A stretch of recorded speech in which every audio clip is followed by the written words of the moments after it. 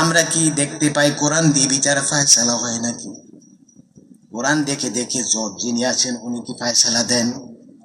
কোরআন দেখে দেন না নিজেদের রচিত মানব রচিত তাদের বানানো আইন দিয়ে কি করে ফায়সালা দেয়? কোরআন দিয়ে দেয় না। আল্লাহ রাসূল বলেছেন ওমান হাকামা বিহি আদালা, যে ব্যক্তি কোরআন দিয়ে বিচার ফায়সালা করলো সেজন্য সঠিক বিচার করলো। ওমান আমিলা বিহি উজিরা, যে ব্যক্তি কোরআন দিয়ে কোরআন অনুযায়ী আমল করবে তাকে দুনিয়া এবং আখিরাত উভয় জগতে কি করা হবে? প্রতিদান দেওয়া হবে। যে ব্যক্তি কোরআন অনুযায়ী বিচার ফায়সালা করে না, সমাজে কোরআন দিয়ে বিচার ফায়সালা হয় না, সমাজের ভিতরে ন্যায় বিচার হয় না, যে বিচারটা করে কোরআন অনুযায়ী করে না, অথচ আল্লাহ রাব্বুল আলামিন বলেছেন ওয়ামান লাম ইয়াহকুম বিমা আনজালাল্লাহু ফাউলাইকা হুমুল কাফিরুন, যে ব্যক্তি আল্লাহর দেওয়া বিধান অনুযায়ী ফয়সালা করে না আল্লাহ বলেছেন সে কাফের। সে কি? আল্লাহর দেওয়া বিধান কোনটা? কোরআন। কোরআন দিয়ে বিচার ফয়সালা হবে। সমাজ, পরিবার, ব্যক্তি, সুপ্রিম কোর্ট, জজ কোর্ট, হাইকোর্ট, প্রত্যেকটা বিচারালয়ে কোরআন থাকতে হবে। আছে নাকি? আল্লাহ পাক বলেন ওমান লাম ইয়াহকুম বিমা আনজালাল্লাহু ফাউলাইকা হুমুল কাফিরুন, যারা কোরআন অনুযায়ী বিচার ফয়সালা করে না, আল্লাহর বিধান অনুযায়ী ফয়সালা করে না, আল্লাহ তাদেরকে কাফের ফতোয়া দিয়েছেন। এই কোরআনই আছে, এই কোরআনই আছে। আল্লাহ তাদেরকে কাফের বলেছেন। মুসলমান দাবি করি অথচ কোরআন মানি না। কি কোন মানি? কোরআনটা শুধু কি করি? শুধু মরা মানুষ মরলেই তখন তার সামনে খতম দেওয়ার জন্য কোরআনটা থাকে। মেয়েটাকে বিয়ে দেওয়ার জন্য শুধু কোরআন পড়া হয়। মেয়েটা যদি কোরআন না পড়ে, কোরআন যদি না আসে, কিভাবে বিয়ে দেব? ঠিক না? কোরআন কি এই জন্য নাজিল হয়েছে? কোরআন দেখে দেখে অনেকে তাবিজ লিখে। কোরআনের মধ্যে তাবিজ আছে, এটা তো আসেনি। কিছু কিছু কোরআনের অপর পৃষ্ঠায় তাবিজ থাকে। তাবিজ দেয়া কি করে? লিখে লিখে গলায় ঝুলায়, রোগের প্রতিষেধক মনে করে। না, কোরআনের জন্যই নাজিল হয় নাই। কোরআনুল কারীম অনুযায়ী বিভিন্ন ডিপার্টমেন্ট চলবে। ব্যক্তি জীবন, সমাজ জীবন, পারিবারিক জীবন, রাষ্ট্রীয় জীবন, সর্বক্ষেত্রে যেইটা দেয়া ফয়সালা হবে সেইটার নাম কি? চিৎকার দিয়ে বলো। আল্লাহ রাসূল বলেছেন ওমান হাকামা বিহি আদালা, যে ব্যক্তি কোরআন দিয়ে ফয়সালা করলো সেজন্য সঠিক ফয়সালা করলো, সঠিক বিচার করলো। এইদিকে আল্লাহ বলেছেন যারা কোরআন অনুযায়ী ফয়সালা করে না তারা কাফের। আরেক আয়াতে বলা হয়েছে ওমান লাম ইয়াহকুম বিমা আনজালাল্লাহু ফাউলাইকা হুমুজ জালিমুন, যারা কোরআন অনুযায়ী ফয়সালা করে না তারা জালেম। আরেক আয়াতে বলা হয়েছে ওমান লাম ইয়াহকুম বিমা আনজালাল্লাহু ফাউলাইকা হুমুল ফাসিকুন, যারা কোরআন অনুযায়ী ফয়সালা করে না তারা কি? ফাসিক। ফাসিক কি ভালো মানুষ? জালেম কি ভালো মানুষ? ফাসিক কি কেউ ভালোবাসে? জালেম কি কেউ ভালোবাসে? কাফের কি কেউ ভালোবাসে? না। আল্লাহ রাব্বুল আলামিন কোরআনুল কারীম নাজিল করেছেন, যে ব্যক্তি কোরআন অনুযায়ী জীবন গড়বে, ব্যক্তি জীবন, সমাজ জীবন, পরিবার জীবন, রাষ্ট্রীয় জীবন, সর্বক্ষেত্রে কোরআন অনুযায়ী আমল করবে, আল্লাহ রাসূল বলেছেন দুনিয়া এবং আখিরাতে উভয় জগতে তাকে পুরস্কৃত করা হবে। আল্লাহ রাব্বুল আলামিন কোরআন নাজিল করেছেন। কোরআনুল কারীমকে যদি আপনি প্রশ্ন করেন, প্রত্যেকটা বিষয়ের প্রত্যেকটা প্রশ্নের জবাব কোরআনুল কারীম দেবে। আপনি যদি কোরআনুল কারীমকে প্রশ্ন করেন, হে কোরআন, হে কোরআন তুমি কোথায় থেকে এসেছো? হে কোরআন, হে কোরআন তুমি কোথায় থেকে এসেছো? কুরআনুল কারীম জবাব দেবে, বাল হুয়া কুরআনুম মাজিদুন ফি লাওহিম মাহফুজ। আমি পৃথিবীতে আসার পূর্বে আমি ছিলাম কোথায়? লাওহে মাহফুজ, সুরক্ষিত ফলকে সংরক্ষিত ছিলাম। কোরআনকে যদি প্রশ্ন করা হয়, ও কোরআন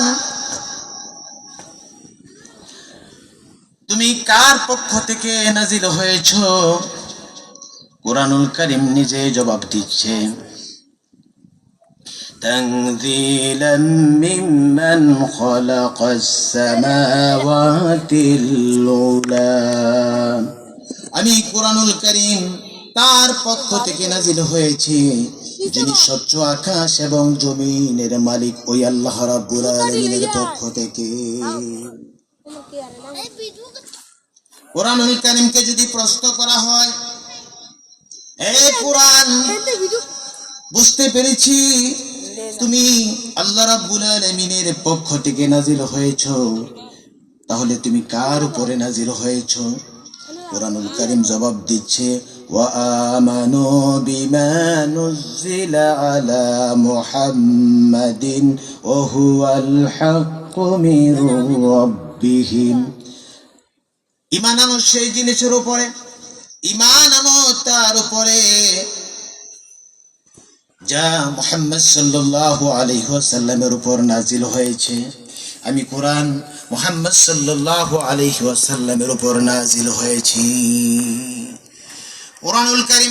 কুরআনুল কারীমের অন্য আয়াতে ঘোষণা করা হয়েছে, কুরআনুল কারীম জবাব দিচ্ছে, তাবারাকাল্লাযী নাযালাল ফুরকানা আলা আবদিহি লিয়াকুনা লিল আলামিনা নাযীরা।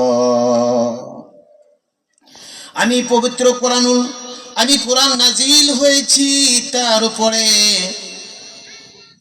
ওই মহান রব্বুল আলামিনের ওই বরকতময় ওই রবের পক্ষ থেকে।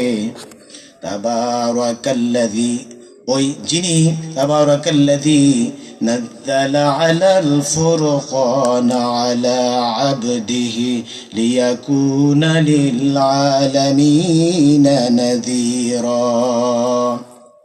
বরকতময় আল্লাহ রাব্বুল আলামিনের পক্ষ থেকে। তাবারাকাল্লাযী নাযালা আলাল ফুরকান, বরকতময় রবের পক্ষ থেকে আমি নাজিল হয়েছি, যিনি তার বান্দা মুহাম্মদ সাল্লাল্লাহু আলাইহি ওয়াসাল্লামের উপর কি করেছেন? ফুরকান নাজিল করেছেন, যেটাকে হক এবং বাতিলের মধ্যে পার্থক্য নিরূপণকারী, যার মাধ্যমে যা দিয়ে তিনি কি করতে পারেন? বিশ্ববাসীকে ভীতি প্রদর্শন করতে পারেন।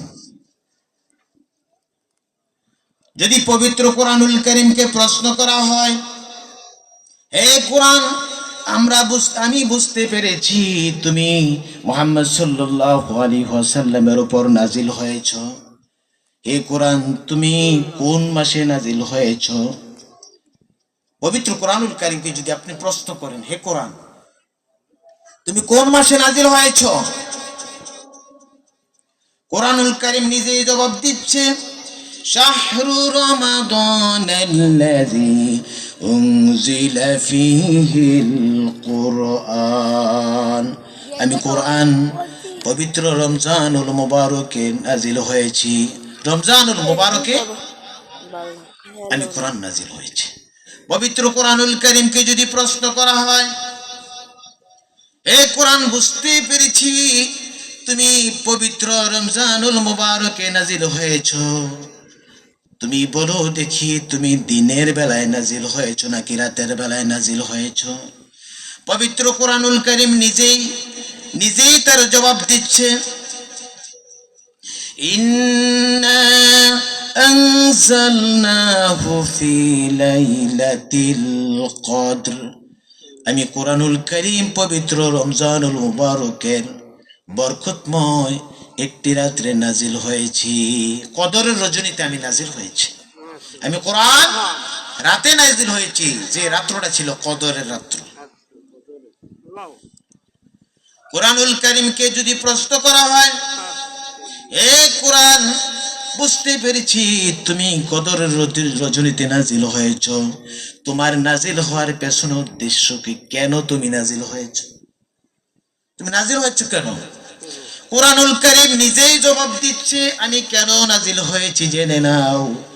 লিতুখরিজান নাস মিনাজ যুলুমাতি ইলান নূর। আমি মানব মণ্ডলীকে পুঞ্জীভূত সকল প্রকার অন্ধকার থেকে আলোর দিকে নিয়ে আসার জন্য। মানুষগুলি অন্ধকারে নিমজ্জিত। মানব রচিত যত মতবাদ, সকল মতবাদ হচ্ছে অন্ধকার। জাতীয়তাবাদ অন্ধকার, ধর্ম নিরপেক্ষতাবাদ অন্ধকার, পুঁজিবাদ অন্ধকার। মানব রচিত যত রকমের মতবাদ রয়েছে, সকল মতবাদ হচ্ছে অন্ধকার। আর একমাত্র আলোর পথ হচ্ছে ইসলামের পথ। আল ইসলামও নূর। যারা জমিনে আল্লাহর দ্বীন প্রতিষ্ঠা করতে চায়, কোরআনের শাসন প্রতিষ্ঠা করতে চায়, আল্লাহর দ্বীন প্রতিষ্ঠা করতে চায়, কোরআন দিয়ে সমাজ পরিচালনা করতে চায়, কোরআন দিয়ে রাষ্ট্র পরিচালনা করতে চায়, কোরআন দিয়ে পরিবার পরিচালনা করতে চায়, কোরআন দিয়ে প্রত্যেকটা ডিপার্টমেন্ট পরিচালনা করতে চায়, যারা চায় তাদের পক্ষে যারা কাজ করবে। আর এই পথটাই হচ্ছে একমাত্র আলোর পথ। এই জমিন কার বলেন? এই জমিন কার? আইন চলবে কার? নাকি মানুষের? জমিন আল্লাহ, আকাশ আল্লাহর, পানি আল্লাহর, বাতাস আল্লাহর, গাছ আল্লাহর, মাছ আল্লাহর, পশু আল্লাহর, পাখি আল্লাহর, আমি আল্লাহর। সব কার? আইন চলবে কার?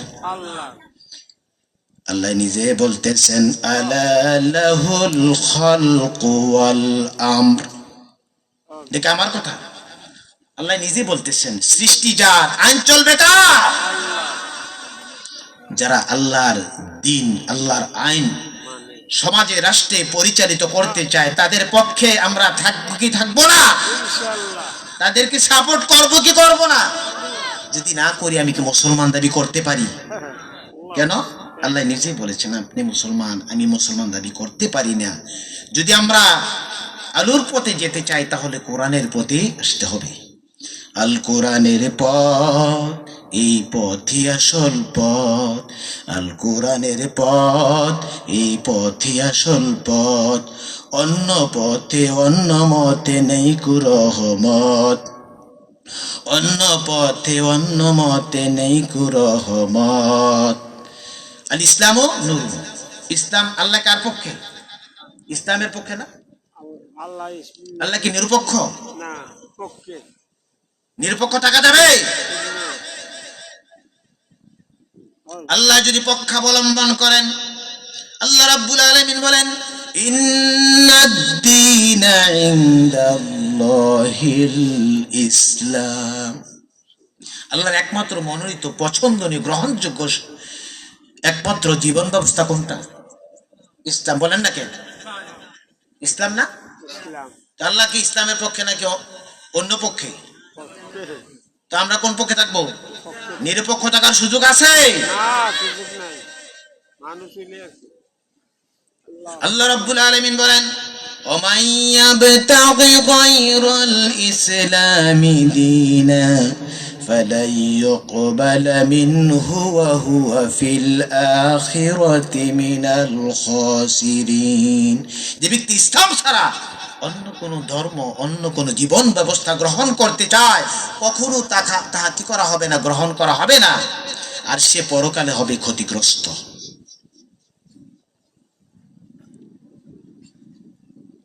কোরআনুল কারীমকে যখন প্রশ্ন করা হয়, এ কোরআন তুমি কেন জন্য নাজিল হয়েছ, তুমি আর তোমার নাজিল হওয়ার পেছনে উদ্দেশ্য কি? কোরআনুল কারীম জবাব দিচ্ছে, আমি এই জন্যই এসেছি, জেনে নাও কেন এসেছি। লিতুখরিজান নাসা মিনাজ যুলুমাতি ইলান নূর, সকল মানুষ অন্ধকারে নিমজ্জিত।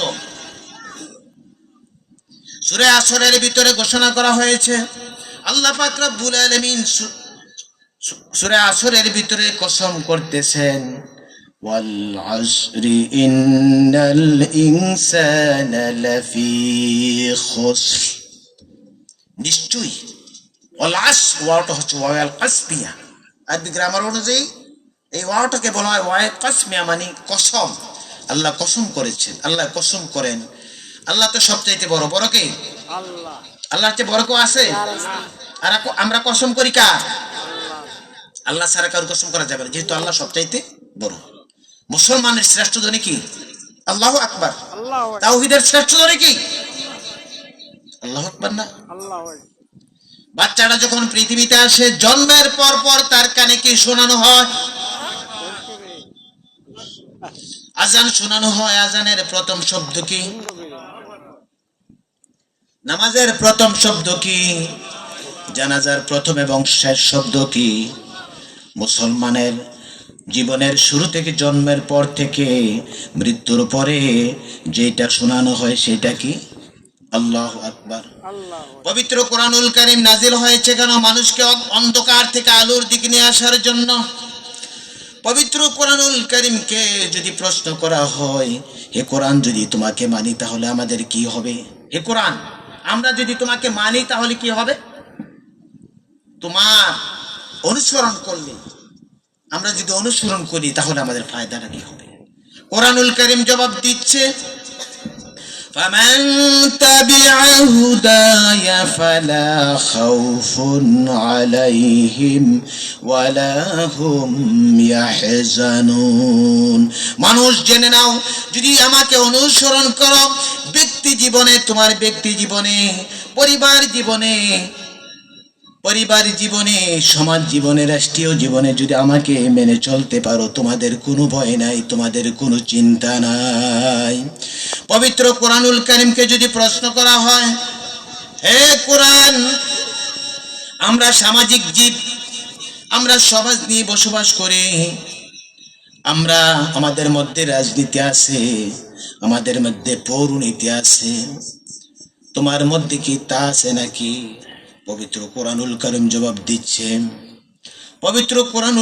জবাব দিচ্ছে, তিবিয়ানাল লিকুল্লি শাইইন হুদাও ওয়া রাহমাতাও ওয়া বুশরা লিল মুসলিমিন।